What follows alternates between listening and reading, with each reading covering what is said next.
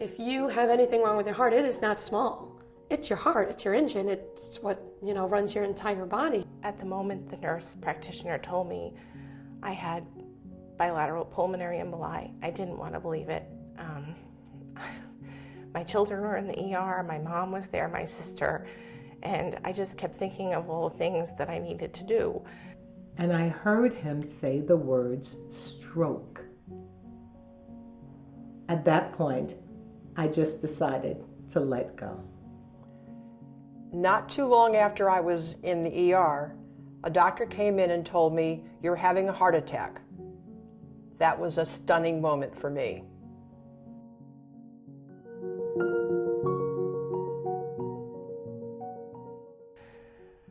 I think I had a lot of signs that I chose to ignore.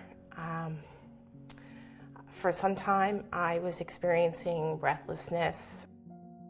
I missed the signs that I was having a stroke by not paying attention to the headaches, the flashes of light. I thought they were my contact lenses. When I ran, I would just get super exhausted right away, and I was very young. I was, in my teenage years and then into my 20s. I was always told the same thing. You're too young, you're a woman, it's stress. My doctor finally referred me to a cardiologist who was marvelous. She kept digging until she found the root of the problem. So when she figured out what was wrong with the valve, she said, okay, we're not done yet. Then she found some tiny little holes in my heart that were not obviously supposed to be there. I kept kind of complaining of what felt like indigestion or just some kind of pain in my stomach and my chest, and my sister had wanted to call 911. I wouldn't let her, but she convinced me after a while that maybe it would be best to take me to a hospital. I learned shortly thereafter that I had multiple bilateral pulmonary emboli.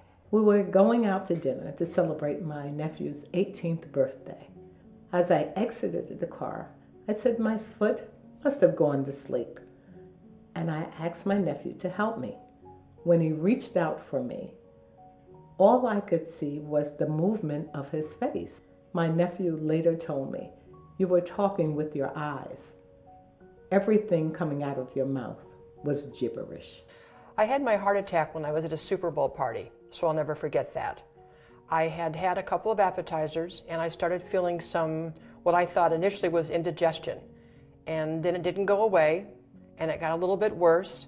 Then I started feeling dizzy and a little bit lightheaded, and I moved to a quiet spot, and then I felt that I was not really in the room. It was as if I was sitting up on a ledge watching this person down below. And I thought, this is just way too weird. I need to go to the hospital. I didn't pay attention to a major cue that I could have high blood pressure.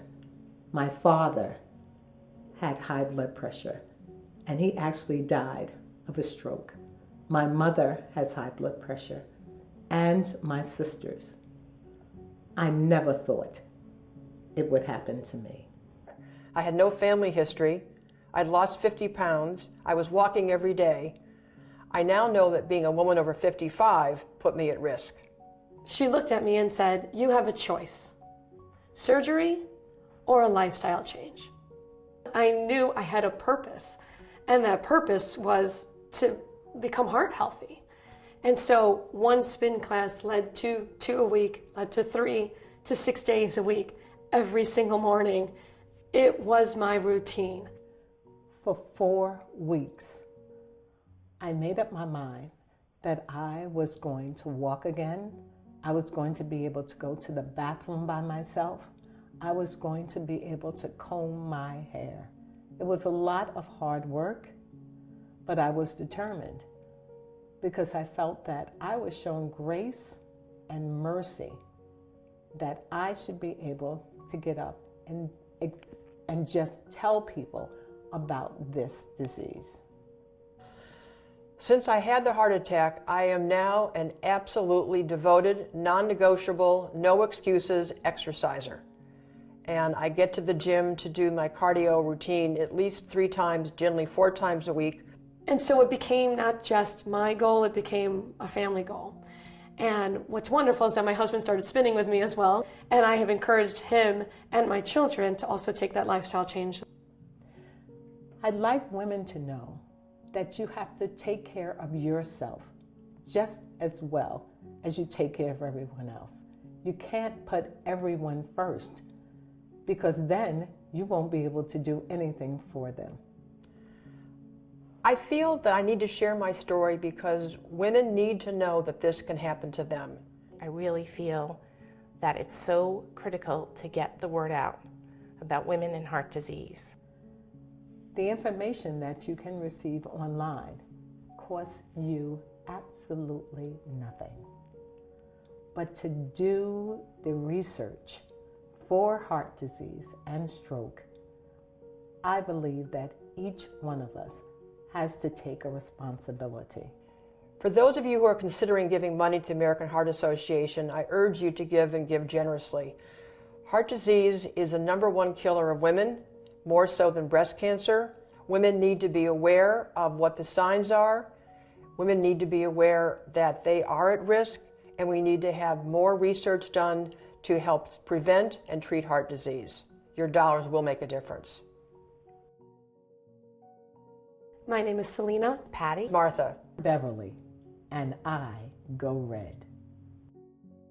I encourage all women to join GoRedForWomen.org.